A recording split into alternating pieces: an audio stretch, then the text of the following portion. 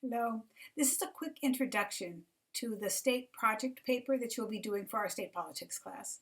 Um, you will find when you go to our My Courses site, if you scroll down on the left-hand side, there is a heading that says Assignments, and within that you will have a specific link for your discussion board assignment, for your policy paper, research paper, and here for our state project paper. So I'm going to click on this and show you what it looks like. We'll review this in a minute, but there's a hard copy of the state project description here so that you know exactly what's being looked for. There's a set of grading criteria so you'll know what you'll be graded based on. And there are 5 different places where you can post assignments. You'll see when we discuss in a moment that at 4 times throughout the semester you will be expected to do summaries of the chapters. And so your summary for chapter 3 and 4 gets posted here, for 5 and 6 here, etc. Okay? And the very last link then is to submit your final paper as a Word document, and due date 11:59 p.m. on the last day of class, Friday, March 3rd. Okay? If we look out, for those of you who have not used My Courses to submit assignments before, you will see when you click on here that there is, I'll explain this in a moment, place where you can browse local files and attach a file.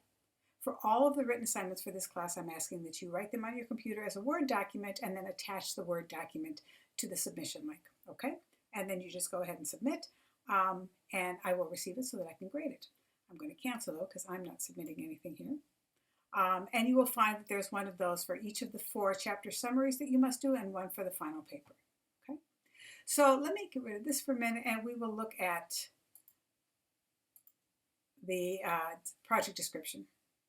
The purpose of the state project paper is to get you to help you to understand something about one state in particular in more depth, and to think about the materials that we're studying and apply them to a specific state. Sometimes I think it makes things come to life more if you're not talking about them in the abstract, but if you're talking about them in a more concrete way, okay? So there are a couple of ways you will do this. Number one, early on you will find on the syllabus that you will be expected to choose a state and email me letting me know what your state is. That way I can know what you're following. If I find something of interest, I can shoot you an email telling you about that. And it also gets you started thinking about the project.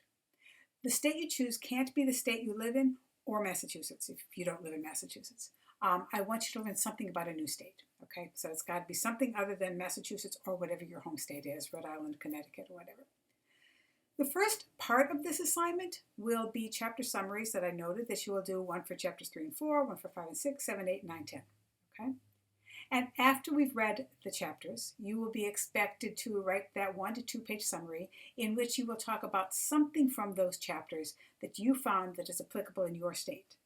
You'll do this mostly by following news sources from your respective state, and you'll often find that the newspaper that comes out of your state capital is probably the most informative about news that is going on within your state.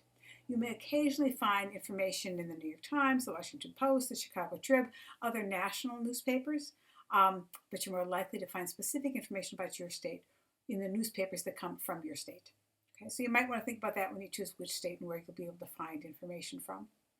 The other way in which this will be helpful is that you will be expected to post information from your state on the discussion boards, also in relationship to the chapters we're reading. So part of these pieces work together.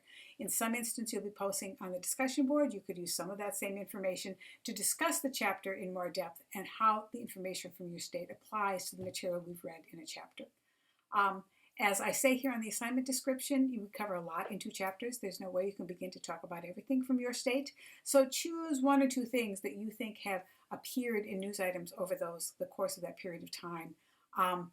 And tell me about how what we've studied applies to the material that you're learning from your state. Okay? Or vice versa. What you're learning about your state can be more fully understood by looking at the material we're studying in the text. Here you will find, number 1, they'll all be posted on the My Courses site in the place where I showed you, and please, as a Word doc, typed up, submitted by 11:59 p.m. on the date they're due, and here's your summary dates, okay? They fall generally around the time that we're, just after the time that we've read those chapters, so that at least the course outline suggests you read those chapters. So they should all work together.